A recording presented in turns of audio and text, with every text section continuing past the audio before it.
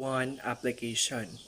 This rule shall apply to all vessels upon the high seas in all waters connected therewith navigable by seagoing vessels. B. Nothing in this rule shall interfere with the operation of special rules made by an appropriate authority for roadsteads, rivers, lakes, or inland waterways connected with the high seas and navigable by seagoing vessels. Such special rules shall conform as closely as possible to these rules. Next, letter C.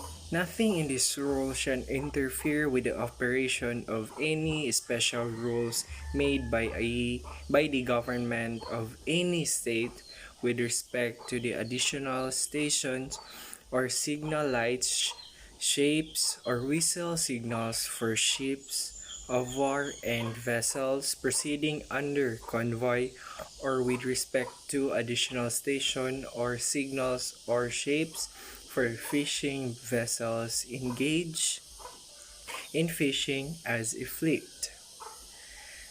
These additional station or signal lights, shapes, or whistle signals shall, so far as possible, be such that they cannot be mistaken for any light, shape, or signal authorized elsewhere under these rules. Next, letter D. Traffic separation schemes may be adopted by the organization for the purpose of these rules.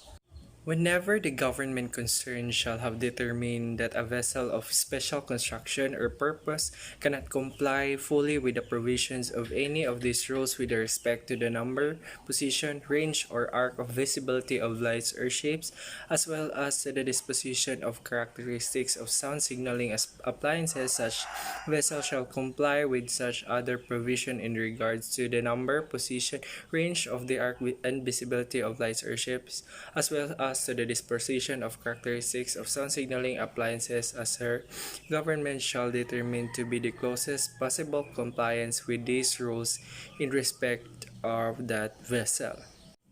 Rule number 2, responsibility. Nothing in this rule shall exonerate any vessels or the owner, master, or crew thereof from the consequences of any neglect to comply with this rule, or of the neglect of any precaution with which may be required by the ordinary practice of seamen or by the special circumstances of the case.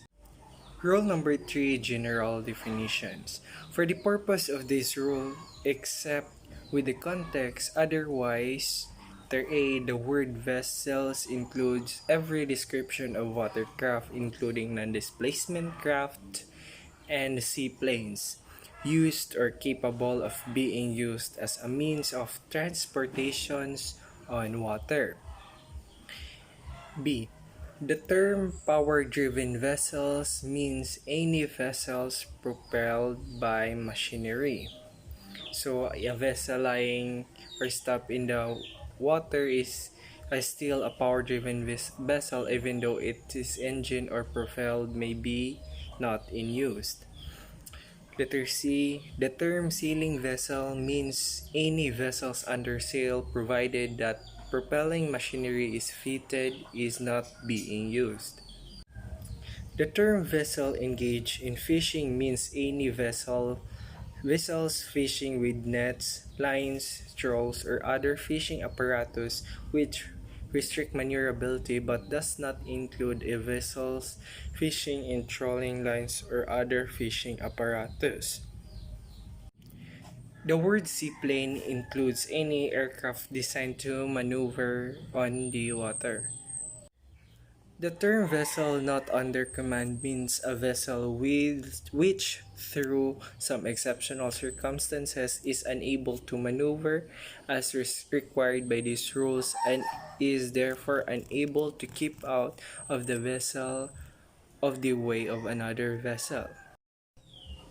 Next is part B, steering and sailing vessels.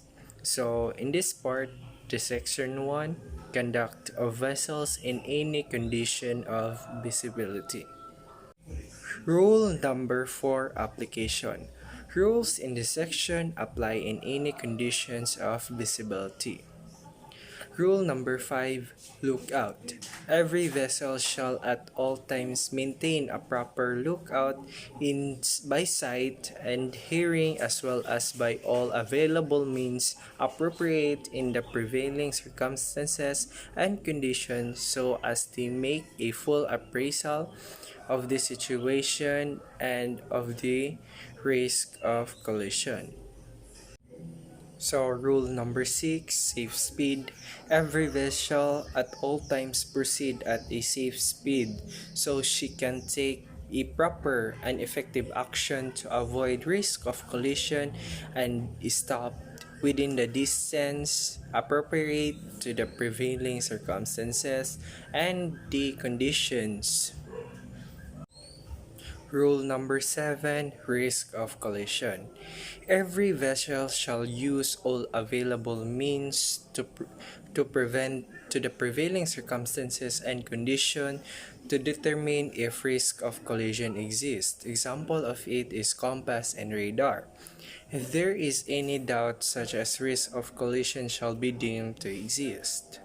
Letter B, a proper use shall be made of radar equipment if fitted and operational, including long-range scanning to the obtain of early warning of risk of collision and radar plotting or equivalent systematic observation of these detected objects. So, the proper use of radar or compass or any available means that can detect the risk of collision would be a very big help to prevent the prevailing circumstances of risk of collision. Letter C, assumptions shall not be made on the basis of scanty information, especially scanty radar information. Letter D, in determining of risk of collisions exist, the following considerations shall be among those taken accounts. 1. Such risk shall be deemed to exist if the compass bearing of an approaching vessel does not appreciably change. 2. Such risk may be sometimes exist even when an appreciable bearing change is evident, particularly with approaching a very large vessel, or a tow, or when approaching a vessel at close range. Rule 8, action to avoid collision. Any action to avoid collision shall be taken in accordance with the rules of this part and shall, if the circumstances of the case admit, be positive, made in ample time and with due regard to the observance of good seamanship. B. Any alteration of course and or speed to avoid collision shall, if circumstances of the case admit, be large enough to be readily apparent to another vessels observing visually or by radar. A succession of small alteration of course and or speed should be avoided. If there is sufficient serum, alteration of course alone may be the most effective to avoid a close quarter situation. So if there is a small size or a small area of EC, so an alteration or making an alteration would be the best decision to make. Paragraph letter D. Action taken to avoid collision with another vessel shall be such as to result in passing at a safe distance. The effectiveness of the action shall be carefully checked until the other vessel is finally passed and clear. Rule number 9, narrow channels. A vessel proceeding along the course of a narrow channel or fairway shall keep as near to the outer limit of the channel or fairway which lies on her starboard side as is safe and practicable. A vessel of less than 20 meters in length or sailing vessel shall not impede the passage of a vessel which which can safely navigate only within a narrow channel or fairway. A vessel engaged in fishing should not impede the passage of the other vessel that is navigating within the narrow channel. Next is the rule number 10, the traffic separation scheme. These rules applies to the traffic separation schemes adopted by the organization and does not relieve any vessel on her obligation under any other rules. A vessel using the traffic separation scheme shall proceed proceed in the appropriate traffic lane in the general direction of traffic flow for the lane. So far if practicable, keep clear the traffic separation line or the separation zone. Normally join or leave the traffic lane at the termination of the lane, but when joining the or leaving the from the either side shall do so at a small and angle the general direction of the traffic flow. A vessel shall, so far as practicable, avoid crossing traffic lanes, but if obliged to do, shall cross on the heading as nearly as practicable at right angles to the general direction of flows. A vessel shall not use an inshore traffic zone when she can safely use appropriate traffic lane within the adjacent traffic separation scheme. So, if practicable, a vessels that is following the traffic separation scheme should avoid anchoring on the traffic lane, avoid a wide margin, and avoid that the vessel that is following that is I'm sorry, should I say as a fishing vessel should not impede the any vessel that is following the traffic lane, and also the 20 meters or a sailing vessel should not impede the traffic flow or the traffic lane of the power driven vessel that is following the traffic flow. Now let's proceed to the part B section 2, conduct of vessels inside of one another. So rule number 11, application. Rules in this section shall apply to a vessels inside of one another. Rule number 12, sailing vessels. When two sailing vessels approaching one another so as to involve risk of collision, one of them shall keep out of the way and the other as follows. 1. When each has the wind of different sides of the vessel, which has the wind on the port side shall keep out of the way. 2. When both have the wind on the same side, the vessel which is to windward shall keep out of the way of the other vessel which is to leeward. Next, if a vessel with the wind on the port side sees a vessel to windward and cannot determine with certainty whether the other vessel has the wind on the port side or on the starboard side shall keep out of the way of the other.